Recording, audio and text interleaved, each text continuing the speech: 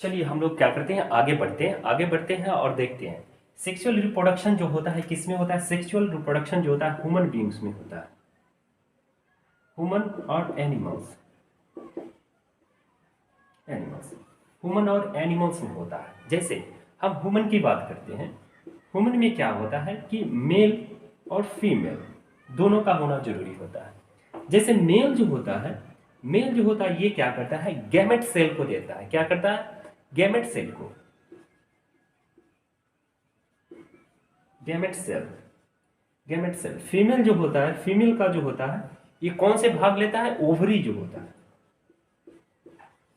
Female का कौन सा भाग जो होता है, वो भाग लेता है रिप्रोडक्शन में, ओवरी भाग लेता है। गैमेट सेल जो होता है ओवरी में पहुंचता है और दोनों मिलके क्या बनाते हैं, दोनों मिलके बनाते हैं आपको जाइगोट।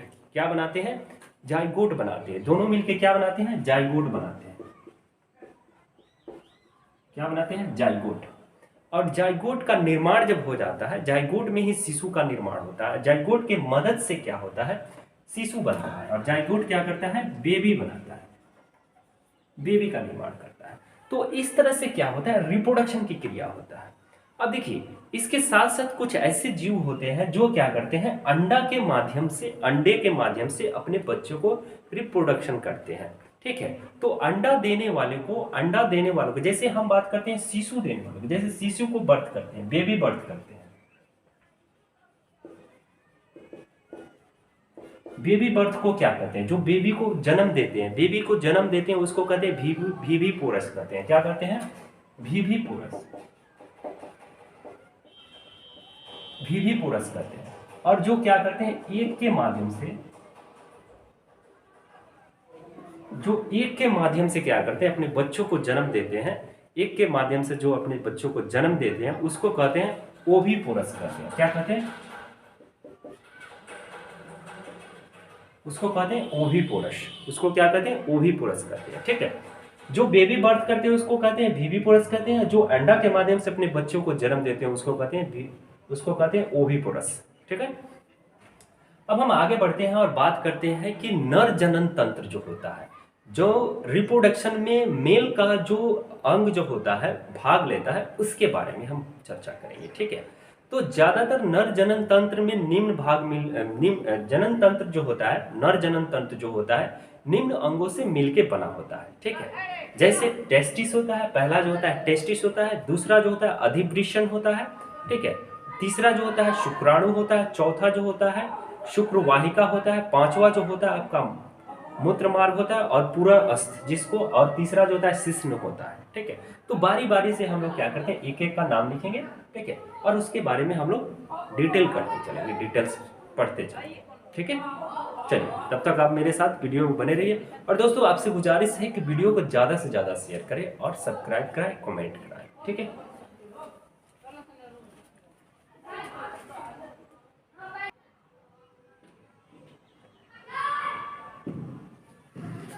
चलिए हम लोग आगे बढ़ते हैं। देखिए मेल रिप्रोडक्टिव ऑर्गन जो होता है, मेल रिप्रोडक्टिव ऑर्गन जो होता है वो मुख्य रूप से कितने होते हैं, 7 होते हैं। पहला होता है वृषण, वृषण मतलब टेस्टिस।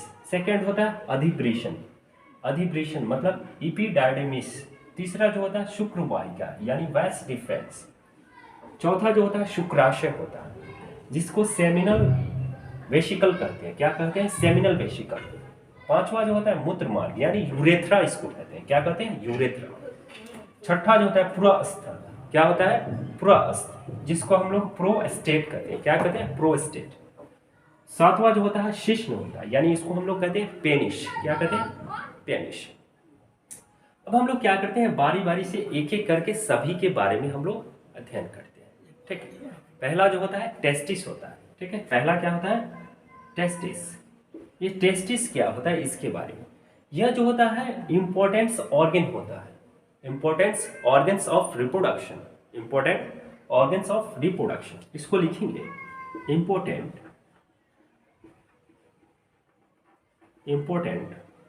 Organ of reproduction.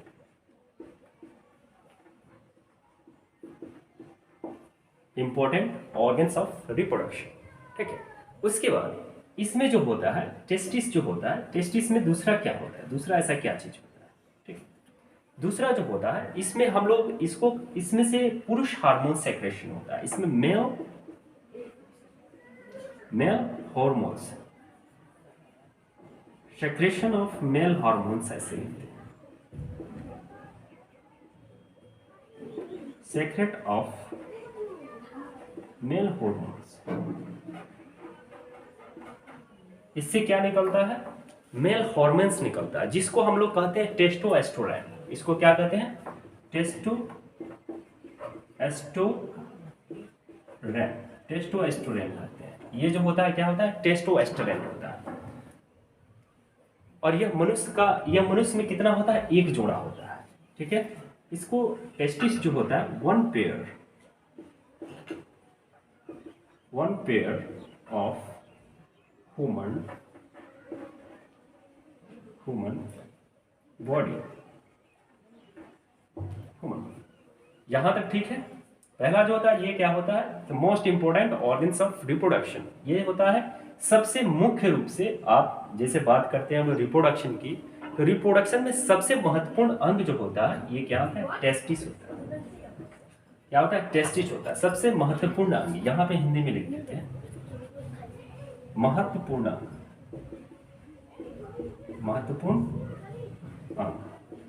सबसे महत्वपूर्ण अंग जो होता है ये टेस्टिस होता है। आगे हम बात करेंगे टेस्टिस के बारे में बृहद रूप से, ठीक है। बृहद रूप से हम लोग क्या करेंगे, टेस्टिस की बात करेंगे। दूसरा ये क्या करता है, एक हार्मोन सेक्रेशन करता है जिसको हम लोग कहते हैं टेस्टोस्टेरोन कहते हैं। क्या कहते हैं, टेस्टोस्टेरोन कहते हैं। तीसरा जो होता है ये क्या होता है, वन पेयर में होता है। ये टेस्टिस जो होता है कितना होता है, वन पेयर होता है। टेस्टिस कितना पेयर होता है, वन पेयर होता है, यानी दो होता है। हमारे शरीर में क्या होता है, दो होता है। और ये जो होता है हमारे शरीर से बाहर वाले हिस्से में होता है, हमारे शरीर से बाहर वाले हिस्से में होता है। ये बाहर वाले हिस्से में इसलिए होता है क्योंकि इसको क्या चाहिए, इन्वायरमेंटल टेम्परेचर चाहिए। क्या चाहिए इसको, इन्वायरमेंटल टेम्परेचर चाहिए, बॉडी टेम्परेचर नहीं चाहिए। हम लोगों का जो सामान्य तापमान जो होता है वो नियतांक रहता है, कांस्टेंट रहता है, लेकिन इन्वायरमेंट का जो टेम्परेचर रहता है वो कांस्टेंट नहीं रहता है, घटता बढ़ता रहता है, ठीक है। अब देखिए इतना हो गया, ये जो हो गया इंपॉर्टेंट ऑर्गन्स हो गया, ठीक। इतना आप लिखिए, तब तक हम आगे बढ़ते हैं।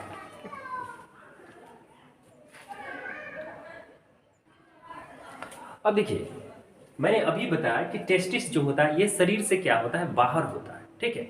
यह दोनों पैरों के बीच में होता है। जैसे मेल में क्या होता है, मेल में दोनों पैर के बीच में ये क्या होता है, एक छोटा सा थैली होता है जिसमें ये हैंगिंग करते रहता है। क्या करते रहता है, हैंगिंग करते रहता है। अब इसे हम लोग क्या कहते हैं, वृषण कोश भी कहते हैं। इसको क्या कहते हैं, वृषण कोश। वृषण कोश में क्या होता है, पेरिटोनियम नामक झिल्ली होता है। इसमें क्या होता है, वृषण कोश होता है। वृषण में क्या होता है, वृषण कोश होता है, वृषण कोश। और वृषण कोश जो होता है पेरिटोनियम, क्या होता है, पेरिटोनियम। क्या होता है, पेरिटोनियम, पेरिटोनियम झिल्ली होता है। क्या होता है, पेरिटोनियम झिल्ली होता है, जिसके माध्यम से ये क्या रहता है, हैंगिंग करते रहता है, ठीक है। अब देखिए इसका कितना पेयर होता है, वन पेयर होता है, ठीक है। और इसको हम लोग क्या कहते हैं, वृषण कोश कहते हैं। और वृषण कोश जो होता है किस में रहता है, पेरिटोनियम झिल्ली में रहता है। और इसमें से क्या होता है, हार्मोन सेक्रेशन होता है जिसको टेस्टोस्टेरोन कहते हैं। इसकी संख्या कितनी, 2 होता है, ठीक है। आगे हम बात करते हैं वृषण कोश की बात करते हैं। किसकी बात करते हैं, वृषण कोश की बात करते हैं, यानी एपिडाइडमिस की बात करते हैं, एपिडाइडमिस की बात करते हैं, ठीक है। अब देखिए वृषण कोश के पीछे वाला हिस्सा जो होता है, पीछे वाला हिस्सा तथा इससे जुड़े वाला अंग जो होता है, जिसे शुक्राणु वृषण जो होता है, शुक्राणु वृषण जो होता है उससे पहले वाला हिस्सा जो होता है, ठीक है। हम एक फिगर बना के आपको अच्छा तरह से, ये खत्म हो जाता है तो इसको हम एक्सप्लेन कर देंगे बाद में, ठीक है, ताकि आपको और अच्छा से समझ में आ जाए। और यहाँ पे फिगर बनाने का थोड़ा सा ये आ गया है, ठीक है। अब चलिए हम लोग अधिवृषण की बात करते हैं। अधिवृषण जो होता है वो वृषण के पीछे वाला हिस्सा होता है। वृषण का जस्ट पीछे वाला हिस्सा जो होता है उसको कहते हैं अधिवृषण कहते हैं। उसको क्या कहते हैं, अधिवृषण। तथा उससे जुड़ा हुआ एक अंग होता है, किससे, टेस्टिस से जुड़ा हुआ एक अंग होता है जिसको हम लोग कहते हैं एपिडाइडमिस कहते हैं। उसको क्या कहते हैं, एपिडाइडमिस। अब देखिए एपिडाइडमिस का क्या काम होता है। ये क्या करता है, शुक्राणु जो होता है, मेल गैमेट सेल जो होता है, 2 नंबर यहाँ पे लिख देते हैं, ठीक है। अधिवृषण,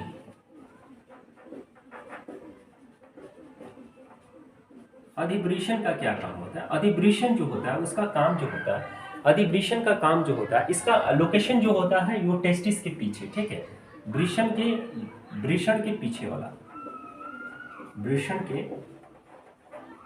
पीछे रहता है। ये क्या रहता है, वृषण के पीछे वाला हिस्सा रहता है। इसका वर्क क्या होता है, अधिवृषण जो होता है इसका वर्क क्या होता है, ये क्या करता है, शुक्राणु वृषण से शुक्र वाहिका में जाता है और ये क्या करता है, शुक्राणु को परिपक्व बनाता है। ये क्या करता है, शुक्राणु को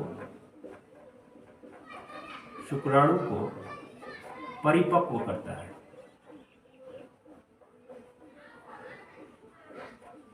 परिपक्व यानी तैयार करता है, ठीक है। अधिवृषण का क्या काम होता है, अधिवृषण का लोकेशन जो होता है टेस्टिस के पीछे होता है और ये क्या करता है, परिपक्व करता है और संग्रह भी करता है। तीसरा काम जो होता है यह क्या करता है, गैमेट सेल को यानी शुक्राणु को क्या करता है, शुक्राणु को ये क्या करता है, इकट्ठा करता है, कलेक्ट करता है, इकट्ठा करता है, ठीक है। इसका कितना, अधिवृषण का कितना काम, ये टेस्टिस के पीछे वाला हिस्सा होता है अधिवृषण, और शुक्राणु को परिपक्व बनाता है और शुक्राणु को ये क्या करता है, कलेक्ट करता है।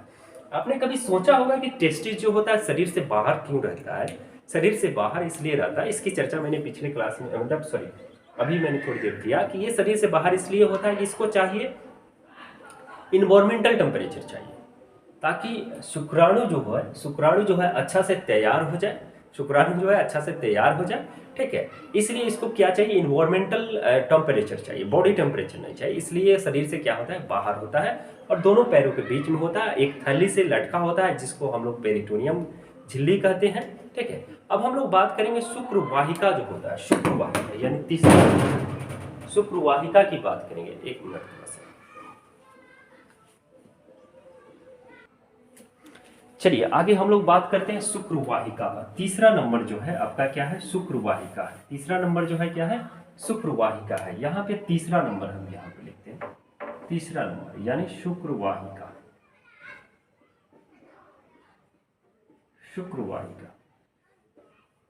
शुक्रवाहिका का कौन कौन काम होता है, जिसको हम लोग इंग्लिश में वैस डिफरेंस करते हैं, क्या कहते हैं, वैस डिफरेंस कहते हैं। शुक्रवाहिका की लंबाई जो होता है 6 मीटर होता है, इसका लेंथ जो होता है 6 मीटर होता है, इसका लेंथ जो होता है कितना होता है, 6 मीटर होता है। यह वृषण कोश के भीतर होता है। यह कहाँ होता है, इसका लोकेशन जो होता है यह वृषण कोश के भीतर, ये क्या होता है, वृषण कोश के कहाँ होता है, भीतर होता है। इसकी लंबाई कितनी होती है, 6 मीटर होता है। यह अधिवृषण जो होता है उसके निचले वाला भाग होता है। अधिवृषण के क्या होता है, अधिवृषण के निचले भाग, अधिवृषण के क्या होता है, ये निचले वाला भाग होता है, ठीक है। अब चलिए हम लोग क्या करते हैं, कहाँ गया, ये चौथा नंबर शुक्राशय की बात करते हैं हम लोग। चौथा नंबर जो है शुक्राशय की बात करते हैं, ठीक है। चौथा नंबर कौन सा है, शुक्रवाहिका हो गया, हाँ शुक्रवाहिका, वैस डिफेंस हो गया, और शुक्राशय की बात करते हैं यानी चौथा नंबर,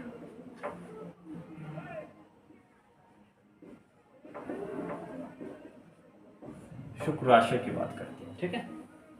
शुक्राशय जो होता है इसके दीवारों पे एक चिपचिपा पदार्थ होता है। शुक्राशय जो होता है इसके दीवारों पे एक चिपचिपा पदार्थ होता है जो शुक्राणुओं को क्या करता है, शुक्राणुओं का पोषण करता है, ठीक है। शुक्राशय जो होता है चिपचिपा पदार्थ होता है, एक चिपचिपा पदार्थ।